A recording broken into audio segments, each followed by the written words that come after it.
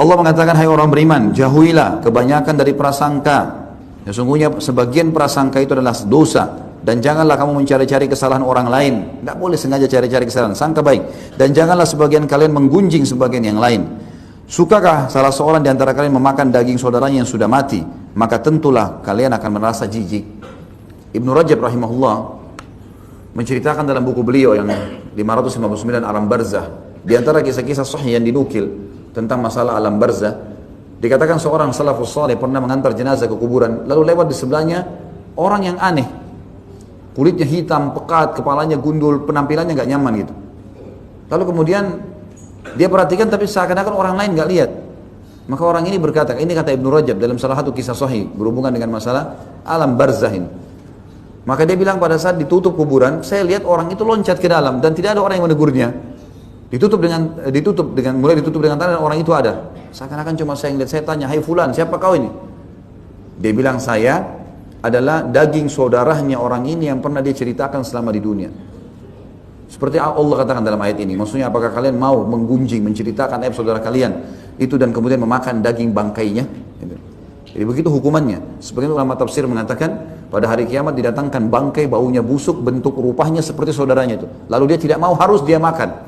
Biarpun dia nolak, mulutnya buka, menggigit-gigit badan orang itu dengan bau busuk yang tidak enak. Makanya Allah mengatakan tanda tanya, apakah kalian mau makan daging saudara kalian? Dan untuk apa teman-teman? Ceritakan aib orang ini untuk apa? Tenangkan pikiran, sibukkan diri dengan diri kita. Sampai kata Nabi SAW dalam hadis yang sahih, janganlah seseorang dari kalian sibuk menceritakan kesalahan sahabat-sahabatku, karena aku ingin bertemu dengan mereka dalam kondisi lapang dada. Gak ada masalah sama orang-orang. Makanya teman-teman, maaf saya bahasakan, kalau berita tidak penting, tidak usah dengar. Ini berita ini ngaco kadang-kadang itu. Macam-macam. Rumah tangganya orang lah, inilah, segala macam. Nggak perlu. Dan tidak ada hubungannya sama antum itu. Seperti sekarang masalah politik, nggak ada hubungan sama kita. Apa hubungannya? Itu alamnya orang politik. Ini semua orang di warung kopi bicara politik, di pinggir jalan politik, di sebelah got politik. Ini apa ini? Bukan alamnya itu. Akhirnya masuk ke wilayahnya Muslim. Bagaimanapun presiden itu Muslim, menteri-menterinya banyak yang Muslim, gitu kan? Nggak boleh gunjing mereka. Ini luar biasa, seakan-akan dia luar biasa hebatnya. Ini yang pepatah mengatakan, biasanya penonton lebih pintar daripada pemain. Bodoh, kenapa kau nggak tendang gol? Padahal kalau dia tendang belum tentu dia bisa. Nah, belum tentu dia bisa. Orang kalau di lapangan dinilai sama dia luar biasa penilaiannya, padahal dia belum tentu kalau masuk di situ. Untuk apa ini? Tenangkan pikiran, tenangkan hati, lapangkan dada. Makanya subhanallah, guddul basar, menurunkan pandangan dari yang haram, menutup telinga dari yang haram. Ini penting itu, membantu hati jadi tenang. Tidak ada masalah sama orang. Kalau pas interaksi. Salah kita ingatkan, benar kita dukung. Enggak usah sibuk dengan aibnya orang. Kan enak ya. Dan gunjing itu teman-teman sekalian adalah menyebutkan sesuatu yang dasarnya ada pada saudara kita. Kalau enggak ada fitnah, itu enggak boleh sama sekali. Enggak boleh ghibah, enggak boleh gunjing.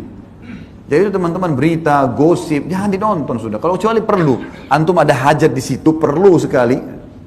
Atau kalau enggak, alhamdulillah sekarang di smartphone kita bisa baca berita. Tinggal ketik berita hari ini keluar. Tapi yang penting, oh ya berita tentang apa misalnya, sesuatu yang penting mendesak perlu. Kalau enggak baca Quran akhi, meninggal enggak ditanya itu nanti. Kamu berita apa yang kamu nonton di Jakarta pada tanggal sekian? Enggak ada ditanya. Sudah berapa kali khatam Quran? Zikir pagi sorenya jalan enggak? Sholatnya sudah khusyuk atau enggak? Udah bakti sama ibu ayahmu? Itu yang ditanya semuanya. Itu yang kita sibukkan. Coba bayangkan kalau antum sibuk dengar berita setiap hari itu. Begitu antum sibuknya pada berita orang tua, luar biasa itu.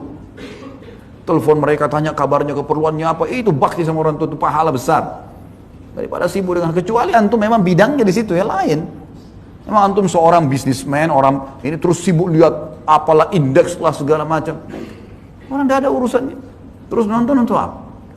Nggak nyambung gitu sama sekali. Makanya ini yang banyak pintu-pintu teman-teman membuat kita masuk ke masalah gunjingan, akhirnya mencela, akhirnya menghina gitu kan. Ini semua tidak boleh dan ini hukumnya haram.